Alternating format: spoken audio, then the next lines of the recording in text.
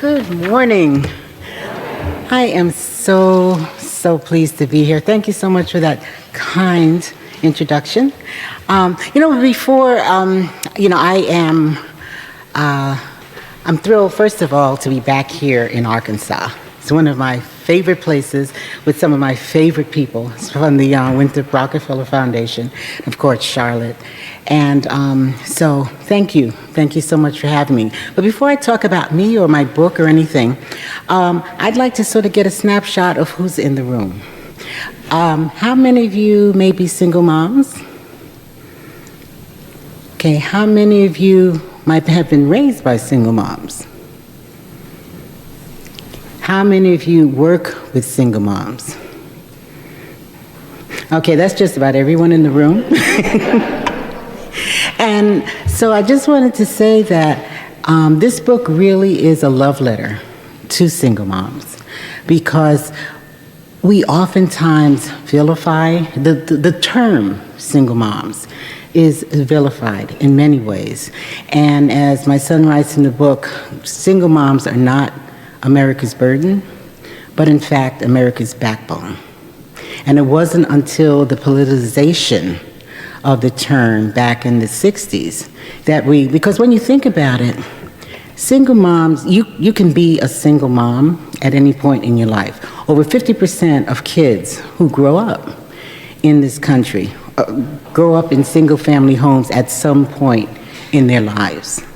And one of the reasons I have so much respect for Dr. Cherise West is that she was a single mom without being a single mom. When her sister was deployed to 2 or 3 times during the course of her niece's life, Cherise took them in. So she became a single mom. So the numbers that we have, there's something like almost 14 million women, or 14 million single family are counted, but raising something like 21 million children. A story like Cherise is not counted. So when you think about it, people who are in the military, who takes care of their kids during World War I, World War II? And it wasn't until the 60s that we started saying something about welfare queen. All of a sudden, the term single mom became something that no one wanted to be. But in fact, we need to celebrate. So I celebrate all of you who either are or have anything to do with single-parent families. Now, as far as our story, I am blessed with, everyone knows Wes, but I have 2 other amazing kids as well, and they always remind me of that. And I'm so fortunate because in many ways they helped me grow. They helped me grow to be the mother that I am, because when my husband died, I was a 32-year-old widow with my 3 kids. The oldest was not barely 4, and I had a 20-month-old. And this is after 5 years. It's just a really blissful marriage.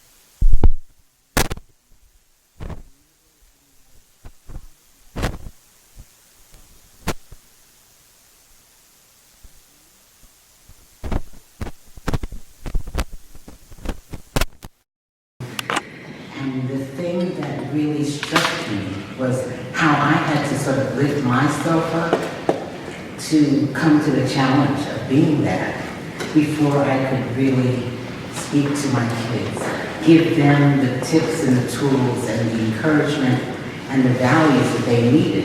And that's very much what this book is about. Mothers, not just my own story, but 15 other mothers that I interviewed during the course of writing this book, and what they had to do to instill those values, those things that their kids needed to really become the adults that they needed to be. I have a story of a grandmother who, when her daughter was killed, took in 7 kids, 2 of them still in diapers. She was 66 years old. And she has, of course, she's almost 90 now. And all of the kids have grown up to be incredible, productive people. In fact, I met her grandson first, and he's now a teacher, coming out of one of the roughest parts of Chicago. And I have spoke to one of the other mothers that I spoke to was Pam Warner, the mother of Malcolm Jamal Warner. And she talks about getting her college degree and not being able to get a job. So what she did, she went and baked cookies and sold them on the corner in Los Angeles until she could finally until she found a job. But then, of course, Cosby came along and they moved to New York.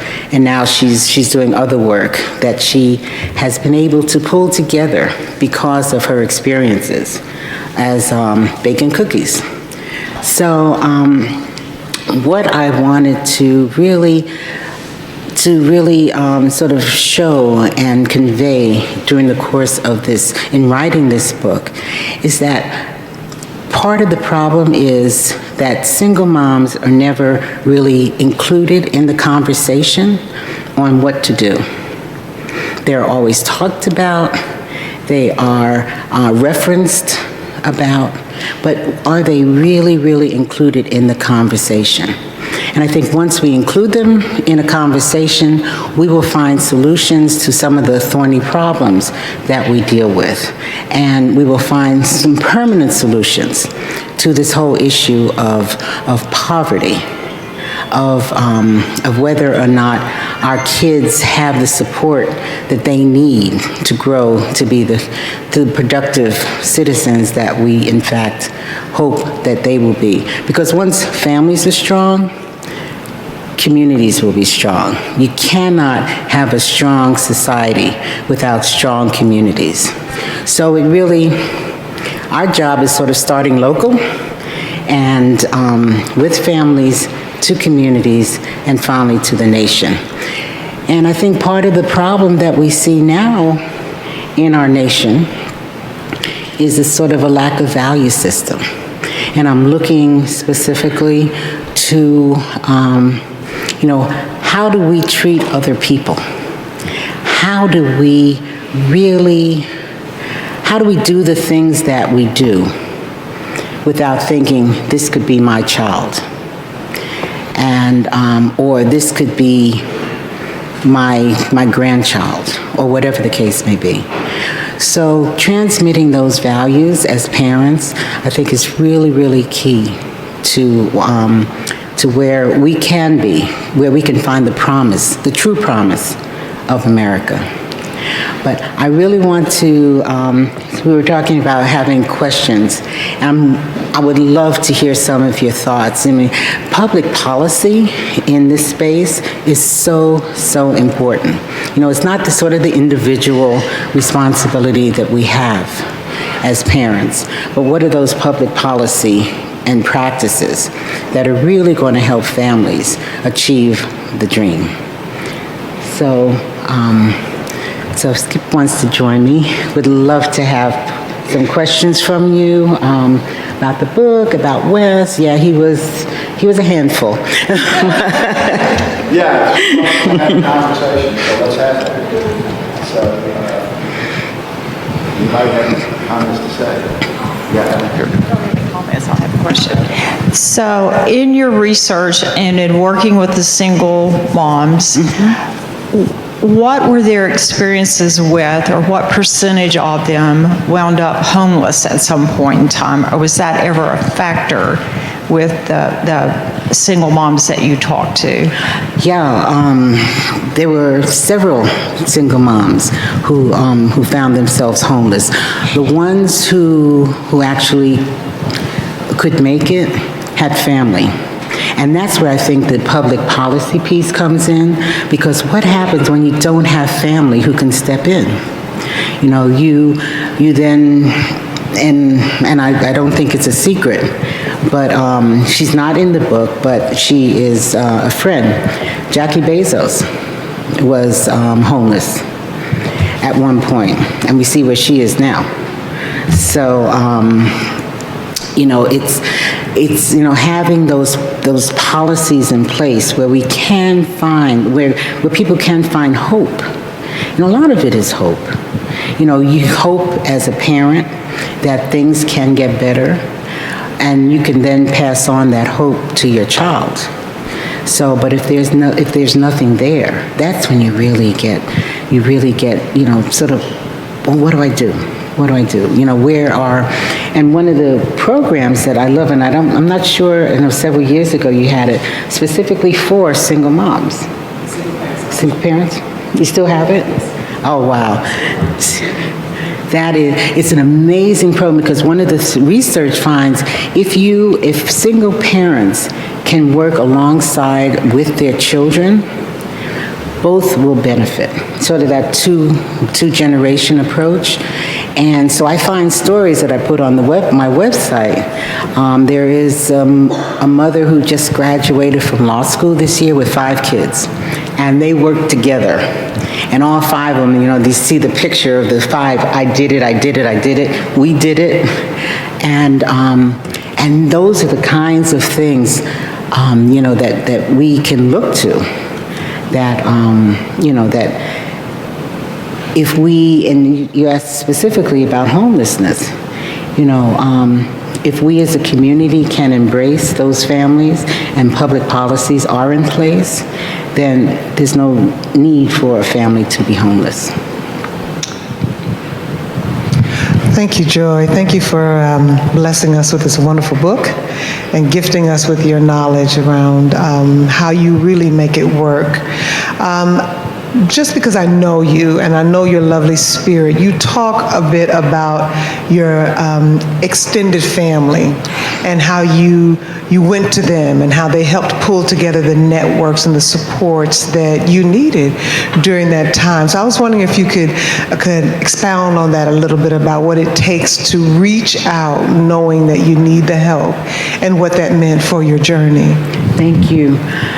Yeah, I think that's one of the scariest things when you become a single parent, having the confidence to reach out to people, because you're supposed to be strong for whatever the reasons.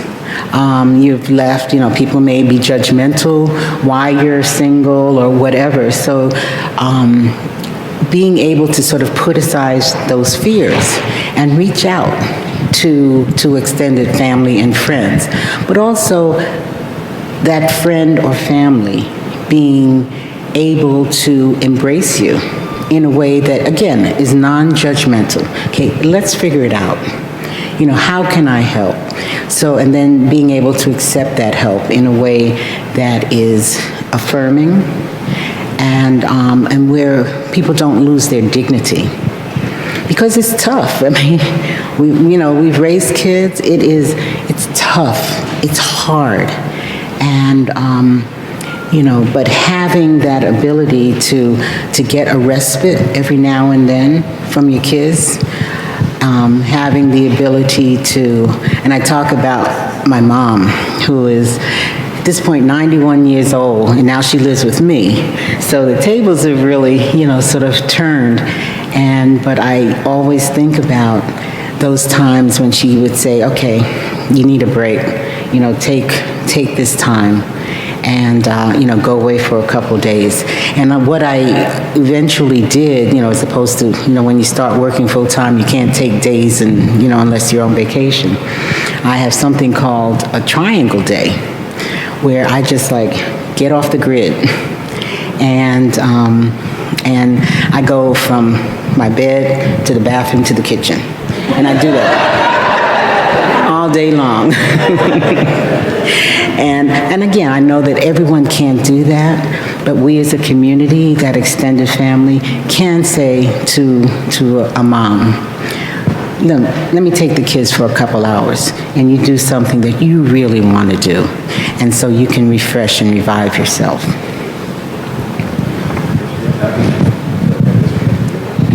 We got this one. That's okay. Okay. So, you've been my hero for forever, and I love you dearly, and I'm so glad that you shared your experience and wisdom in this book, because we've been asking you to write it for forever, because you do have great kids. I want to get back to public policy and villainizing single parent homes, because it's unfortunate that that still exists. That's right. Now, even though there have been single parent homes since the beginning of time. That's right. And, and I'm all for marriage. I'm married now, and I got it there, but not everybody's going to stay married and start their families that way. So how do we actually have this conversation where single moms with kids are a recognized backbone, contributing, positive, loving family unit in a community, period? Right.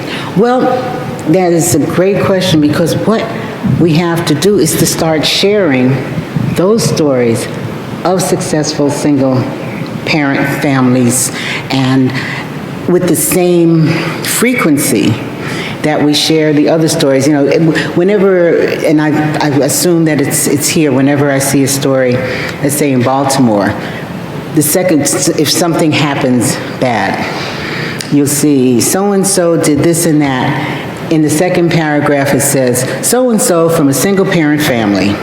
So, you keep getting this constant drumbeat, that it's because of that single-parent family status that there is a problem.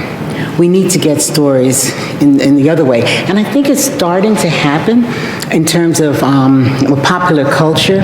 There are at least, I think, 4 series now with single-parent family themes. One that I love is Norman Lear. He's just brilliant. Anyway, it's a Netflix one. It's a remake of One Day at a Time. Yes, have you seen it? I think they hit all the right tones in terms of what a single parent family goes through. And, with the helping neighbor, with the children who do different things. They even talk about LGBTQ issues, because, we need to have more stories like that in the popular culture. And we need to look and really, really get serious about looking at some of the legislature that is proposed, that is punitive for single-parent families. At one point, it got overturned, but at one point, Florida had something called the Scarlet Letter Rule, where, you had to publish, if you had a child out of wedlock, you had to publish your sexual history and who you slept. It was just like so cruel, and it passed. But it was finally overturned. So, and there are all kinds of things that are being done in the legislature that we really, really have to be aware of and speak up about before they actually become law. Speaking of the Scarlet Letter, Arkansas's governor signed into legislation called Arkansas Works that virtually eliminated 13,000 people from health care. So, how do we defeat public policy that weakens the family unit? Wow, that is a great question, and I can do it 4 letters vote. We have to, the whole sort of welfare system back in the day in the 60s, that had more to do with breaking the family unit. When you had to hide your man in the closet, before you could get aid. Other countries, other peer countries, have similar numbers of single-parent families, but they're not punitive. They give things like, child support. They don't make it seem like something is wrong with you if you have this particular family structure. And when we see politicians doing that, they do that for a particular base. And we just need to stand up to that And when we can, we need to speak up with our vote. And hopefully that will turn things around. Question right there. Could you, oh, I'm sorry, were you continuing? No. Okay. Could you describe your process in writing the book and how you determined what stories you wanted to tell and how long it took you to do it? Thank you. Well, as Cherise said, it's sort of, people have been asking along the way, but it really started formulating when Wes's book, The Other Wes Moore, came out, and as he was going around the country, people would ask the question, so what did your mom do? And, how did she do it? And that kind of thing. And he said he never really felt comfortable answering because it wasn't his story to tell. And so I started thinking about it first when the agent first said, well, what do you think? And I said, no. Because first of all, that's not the writing that I do. I'm more reports and things like that, and or television. But what started me thinking that maybe there might be something I could do with that is that once I was convinced that I would not be I'm not an expert. I was an experimenter, with what I did with my kids. Along the way, I got some expertise, but I didn't want to sort of put myself out there as an expert. Secondly, people have said, well, you can learn, and which is true, you can learn from what not to do by putting it out there. So I thought that might be helpful. But what really convinced me was that when the publisher said that I could include other stories, I said, okay, because, I didn't want, one of the things with popular culture is that you have one piece, one storyline, and people sort of take that and run with it. What this book does is there are 15 other stories, including mine, and all different, the grandmother, the philanthropy.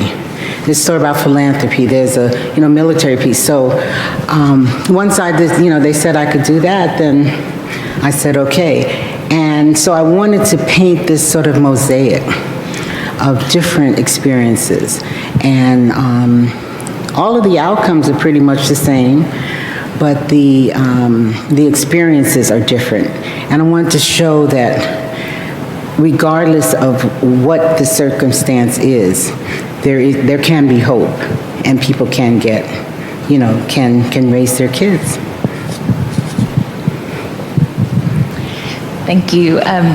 So my experience with women in general and single mothers in particular has been that we can accomplish a lot in a very short period of time, right? So within 3 or 4 hours of having come home, you have taken care of your home, your child, your business, and all kinds of things that you needed to do. And yet, I also find that we struggle with recognizing our own value in such a way that we have an entrepreneurial spirit. We are going to do what we have to do to make the money we need to get the job done to take care of our family, et cetera, et cetera. And yet, I think there was a stat recently that 60% of businesses in Arkansas are owned by women, and most of those in the Delta. And yet, we are not an economic driving force. So I understand that there's policy related to that. I'm wondering if you can give us any advice on that piece that is internal, of recognizing our own value and seeing that there is monetary worth in what we're doing that can help to drive the economy in our state. That is a great question, because it is recognizing our own value and recognizing that, and I hope this book will help do that. That, they are, as I said, almost 14 million single-parent family homes in the nation. And if you if the number of single women were a country, in this country, we would be bigger than the last count that I had, 125 other countries, including Switzerland, Jamaica, where I came from, Hong Kong. So we have the power, we have the numbers, but what we need is the confidence that we can, in fact, be part of the conversation. We can be at the table. And that, I think, philanthropy can play a big part in that. Always has. Philanthropy I was in it for 15 years. And one of the things that I found that I really wanted to change was that we use people to study, what is the problem? But we never really sit down with them and say, okay, now you are part of the solution. You're going to be part of this. You're not, we're not going to come and talk to you, for a half hour, bring your stuff back and then forget about you. They need to be part of that conversation. With that comes a sense of value and worth. And that's the only way I think that well, first of all, that's the only way it's going to succeed, whatever initiative, you start. But it also instills a part of I have something important to say. One of the quotes that I use throughout the book is that, and it's in different variations because I used it at home with the kids, was, people have to know that you care before they care what you know.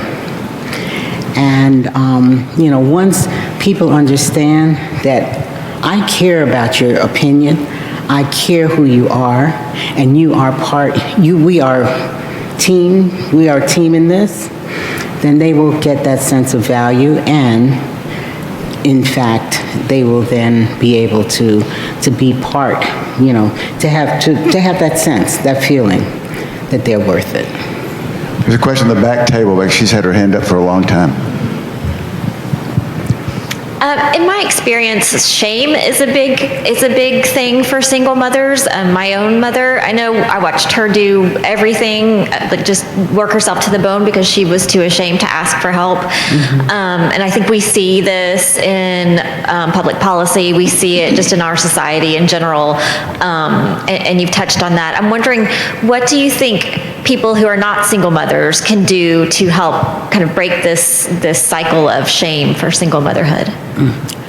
Great question. Well, I think just as I said, being non-judgmental, being there, okay, what can I do? How can I help? I think that once I got past the shame of coming back home, I was able to, but still feel that I could be strong. I could still head my own household, and my parents were not saying, okay, you failed, therefore, we're here to step in. Once you get to that point, I think then the person, the single mom, will feel comfortable saying, well, can you help out? Can you for a couple of hours or whatever the case may be. But, it's, we take back what we sort of sense from, and I think sometimes we, in trying to be helpful, sort of, put that blame, shame, game, and so it's part of becoming a better community, for single parent families. I have a question on this table over here, yes. Well, if there's two of them, we'll just take one, can ask one, then we'll give them the they've had their hands up a long time. Can you explain what you mean by the power of presence, the title of your book? I'm still trying to get some sense of the resources that you had available to you to help you to be a successful parent. So what are some of your own characteristics or beliefs that helped you to raise successful children? For example, I know from a description of your son's book that he had been in trouble with the law, but he never went into the juvenile facility or prison. So can you explain that? I know you don't want to be held as a model, but it would be helpful. Well, the book is divided up into these 7 pillars. Presence of heart, presence. Well, I start with mind because I'm sort of clearing your mind of all the things, all the distractions, that accompany being a parent, living your life, but being able to really focus, on your kids, and then presence of heart. Sort of that unconditional love, for your for your kids. Presence of faith. One of the quotes that I use in the book is from Martin Luther King, when he says, faith is taking that first step without having to see the end of the staircase. So and then you have, the courage, and you have the resourcefulness, and you have the connectedness, and you have a sense of value, the presence of values. So all of for me, these 7 pillars were my North Star. And instilling them in my kids was what keeps them going. And I think that is the presence of I don't physically have to be there with my kids to know that they are spiritual, that they hold on to those things. Spirituality brings hope. And even though I may have lost for a period my sense of faith, and I grew up and my dad was a minister. I went to church like all the time. And but once my husband died, I said, okay, how can this happen?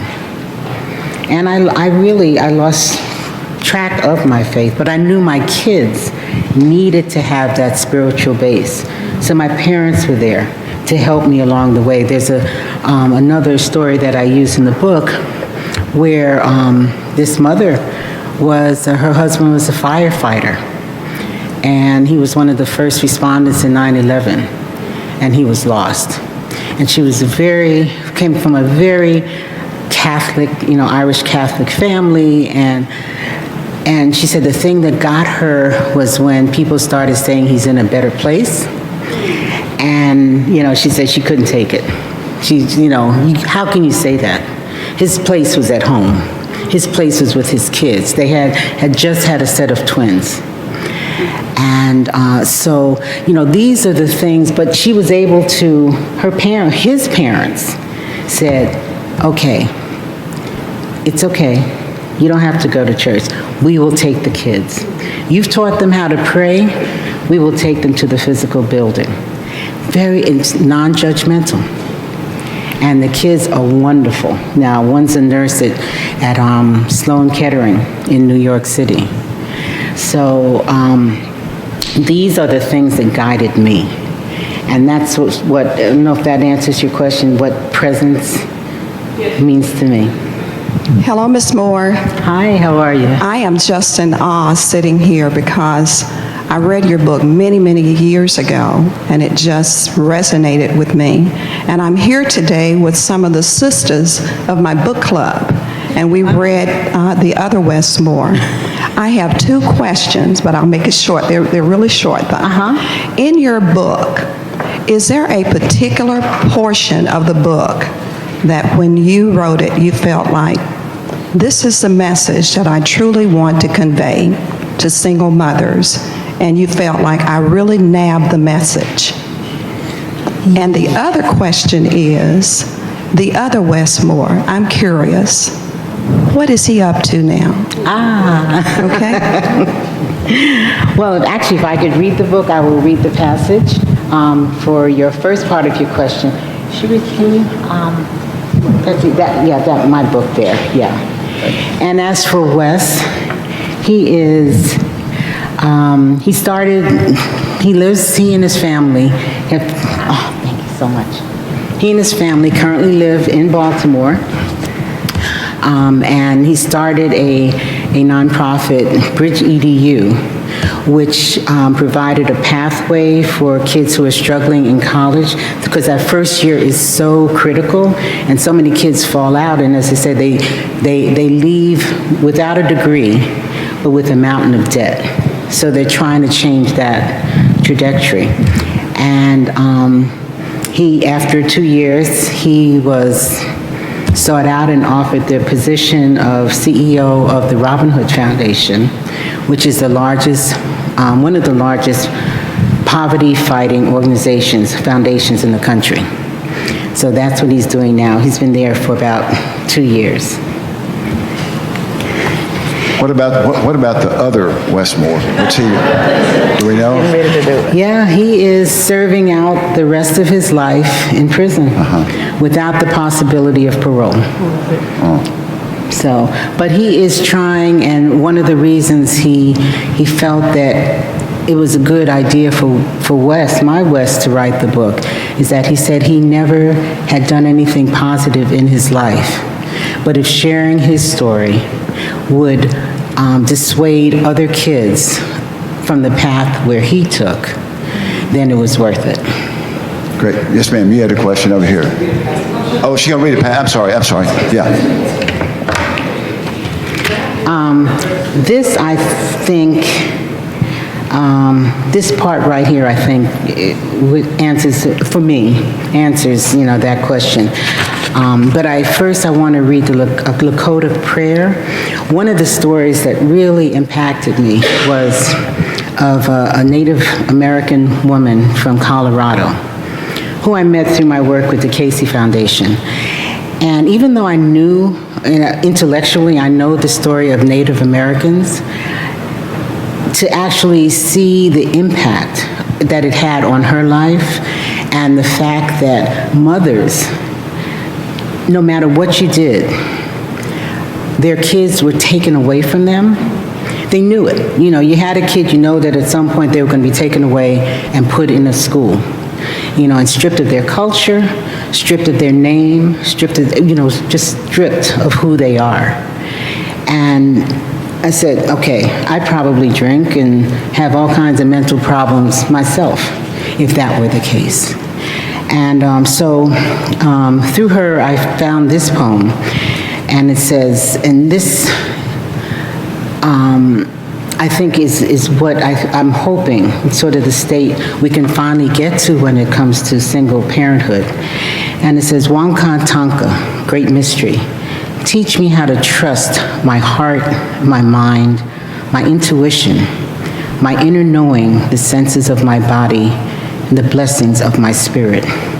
Teach me to trust these things so that I may enter my sacred space and love beyond my fear and thus walk in balance with the passing of each glorious sun. A new outlook about single parenting can change the prevailing narrative about the worthiness of single mothers to one that sees them as teachers of resiliency, experts in resourcefulness, vessels of values, keepers of the culture, and masters of mindfulness. Single mothers have produced literary giants, even though they themselves might not have been able to read. Single mothers have produced great statesmen, even if they didn't have enough money to travel outside their home state. Single mothers have produced giants of business, even though they may at one time have been homeless. Parents in general, and single mothers in particular, hold the keys to many of the solutions needed to help us form a more perfect union. That in-between space the Lakota talk about is the window of opportunity parents need to form more perfect families, which will result in stronger communities. We've got time for one final question right here. It's more of a comment. I'm from UA Pulaski Tech, and I've been surprised since I've been there at the number of males who are single parents. Mm-hmm. And I wonder if you encountered any males in your research, any fathers who took care of parents. Absolutely. The only reason I didn't include fathers in this particular book is that the publisher wanted to keep it more focused on women, because the vast majority of single parents are women, something like 85% are women. But there was a study that says that there's sort of a hierarchy of how we feel about single parents. And the single parent that gets the most love are single dads. Because all of a sudden, oh, you're doing something that's unusual. And and not that they don't need, I'm getting a lot of reaction from single dads because this is a book that I think single dads, I'm getting a lot from married couples, because they're just tips and tools that anyone can use. But yeah, that's the only reason I didn't include dads. But absolutely, it's a growing number. I was just surprised how many there are. I would have boys taking care of the family. Yeah, and I think it's actually good because they're teaching their sons how to be better stewards of their families. So, and so if we can get both of these, going, we'll be all right. Well, we're all right because you came here today, and we thank you very much for this very inspirational talk and for the great work you're doing. Thank you. Let's say thanks to Joy Moore. And please come visit with her as she signs copies of her book, which I might add, among the people on this jacket is one pretty remarkable woman who wrote a statement. Dr. Charlotte Llewellyn Williams is one of the validators of this book. So please come visit with Ms. Moore, and thank you all for coming. Thank you.